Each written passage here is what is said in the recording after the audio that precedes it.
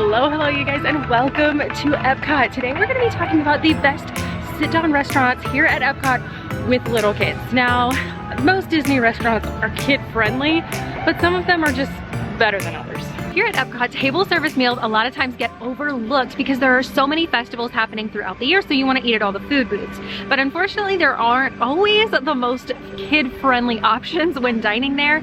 And so having a table service meal, even if it's just one in the day, you don't have to do a lot unless you just love sitting at table service restaurants all day long. But having one good solid option is a great way to make sure at least one of those meals, your kids are going to be happy and fed, and it's just going to make the day easier for you. We're starting out the morning with Garden Grill here at the Land Pavilion. This is one of two different character breakfasts offered here at Epcot, but I personally think it is one of the best ones. You get to meet Mickey, Pluto, as well as Chip and Dale, and it is a fantastic way to start your day, and also the kids love it. So if you're wondering about a meal that your kids may or may not eat, breakfast tends to be a better bet than some of the other meals throughout the day. So let's head inside, check out Garden Grill, the food, what it's like, the cost, and go from there.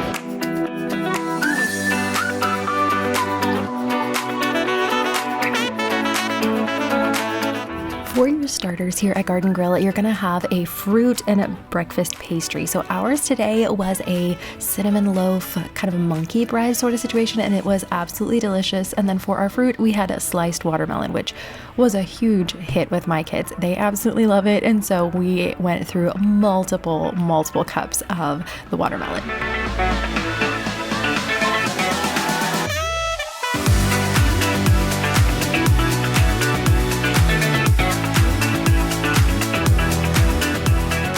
And next up is your breakfast skillet family style. So you have scrambled eggs, hash browns, Mickey waffles. We have also some smoked bacon that you had as an option, and backyard grilled steak. The backyard grilled steak was absolutely delicious. We personally don't eat pork, and so we just let them leave that off of the skillet, but I'm sure that was delicious too if you like that. And then all the while that you're enjoying your breakfast, the characters are coming around saying hi, taking photographs, and it is so much fun. As you can tell, we had a blast getting to hang out and have breakfast with Mickey, and it was a nice way to meet the characters without spending a lot of time in a line to see them.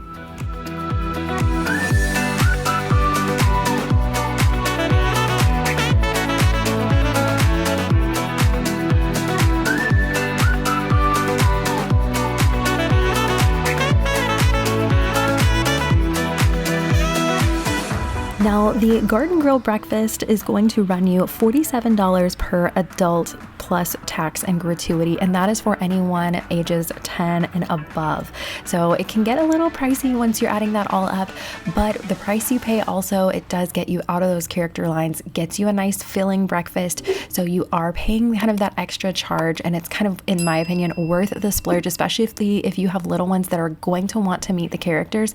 This is a really nice and relaxing way to do it, and for us, we ended up seeing all of the characters twice. So we were there long enough and eating. If you have slow eating toddlers, you completely understand, but it worked out to where we could see the characters multiple times, which in a character line, you can't do that unless you wait in the line and go back again. So to me, that worked out really well. And then for the little kids ages 3 through 9, that is $30 per child plus tax and gratuity for them. Now, anyone under the age of 3 just gets to eat off the family plate. They get their food, their drink, and everything included. So there's no additional charge for those little ones under 3. So that is nice. If you're coming with a baby or toddler and they are eating table food, then you are all set and don't have to worry about that extra cost for them.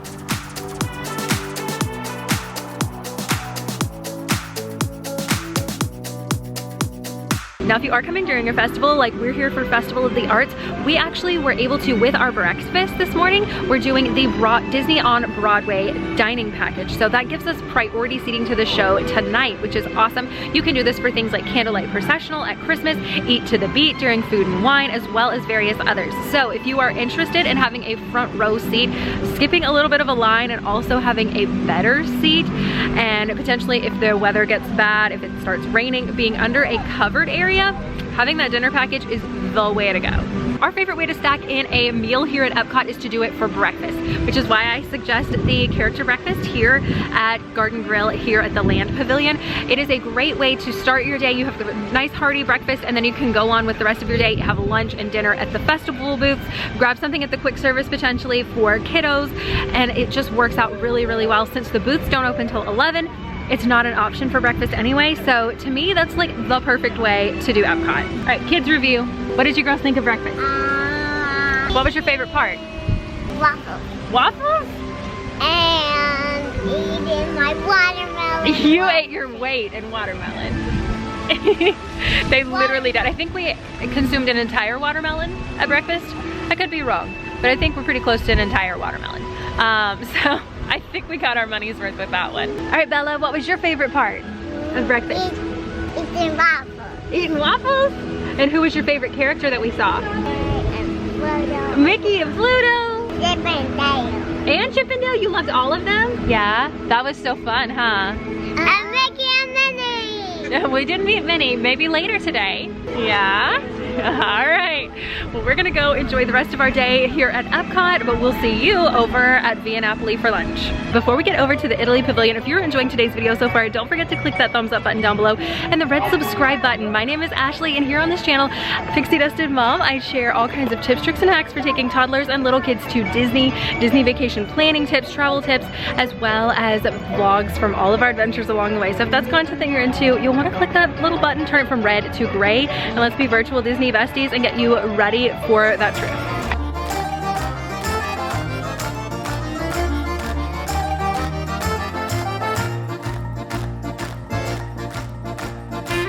Now with Via Napoli, it is a table service restaurant, so everyone thinks, oh, it's gonna be expensive. But Via Napoli is one of those it's tricky. If you order a pizza and split it between your family, it can come out to actually less than what you would have spent if everyone got meals at a quick service. So it's definitely something to think about. If you enjoy pizza, this is some of the best on Disney property, and it is absolutely delicious, and it makes a nice break. You get out of the heat or the rain or the cold weather, depending on what season you're coming to Disney, and you can enjoy just kind of sitting down and relaxing, and you have that time scheduled. So I always love a good lunch at Via Napoli. It's just like the perfect way, fill up on all the carbs. We're midday break people, so after this we'll head back to the room, take a nap, and be able to rest.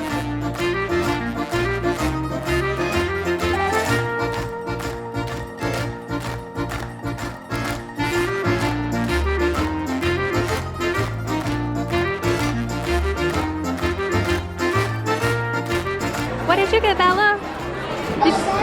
Did you get spaghetti? Yes, your meatball. Meatball. I did order the girls with their sauce and their meatball on the side. That way if they didn't want to eat it, they didn't have to, because you know, sometimes kids can be picky. But it's been entertainment pouring on the sauce. So it's kind of a create your own pasta dish.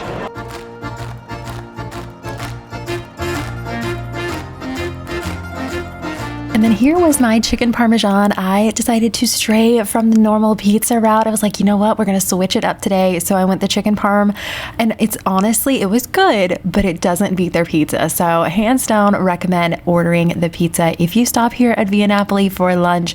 Getting a reservation though here can be a bit tricky. So if you are on the hunt for one and you're needing some assistance with Via Napoli or any other Disney restaurant, I highly recommend Mouse Dining. I will have a link to them down below. It is $9 a month, and seriously the best $9 you will ever spend. This isn't sponsored. This is just something that I personally pay for every single month and use them religiously, and it is the best way to get Disney dining. You can set up alerts for certain time frames or days that you want to grab reservations for, be it dining or dinner packages or even bippity boppity, or if you needed the fireworks, dessert parties, anything like that is available through Mouse Dining. So I will have that link down below that you can check out because it is so worth it.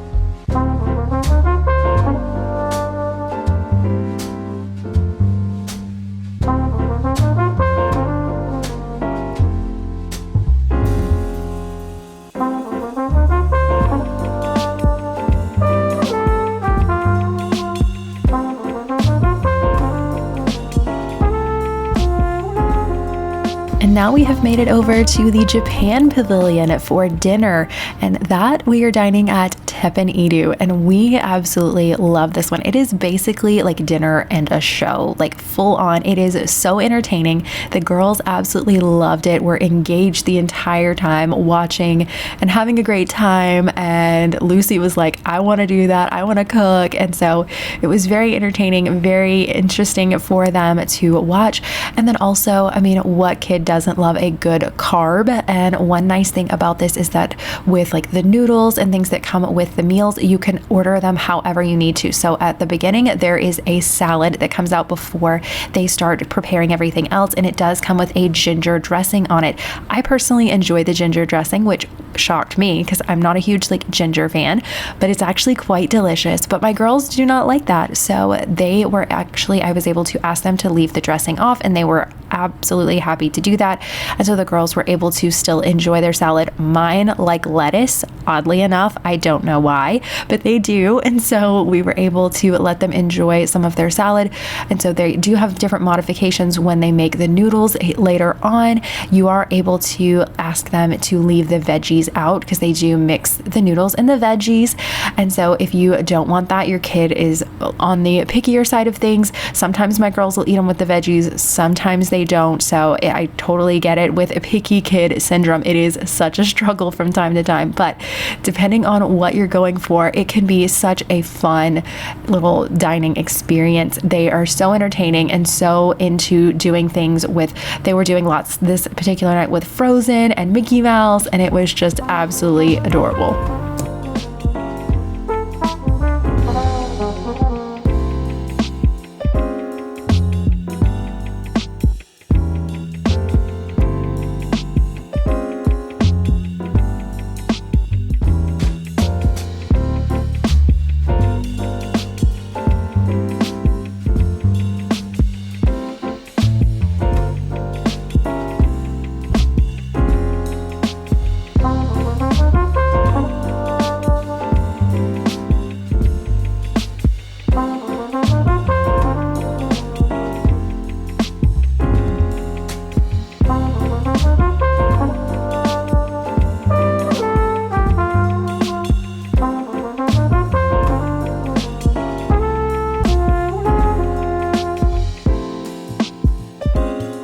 And if your kids are like mine and aren't hungry while they're at the table, but then usually about 30 minutes later after you leave, they're like, hey mom, I'm hungry. You can always ask for a to-go box. We actually took this back to the room. I put a towel down on the floor and they had a picnic and ended up eating the rest of their dinner. So, you know, you can always get a nice little to-go box if you need one. But I hope you guys have enjoyed today's video. If you did, don't forget to click that thumbs up button, this red subscribe button if you are new, and I will see you guys right back here in the next one. Thank you so much for watching. Bye.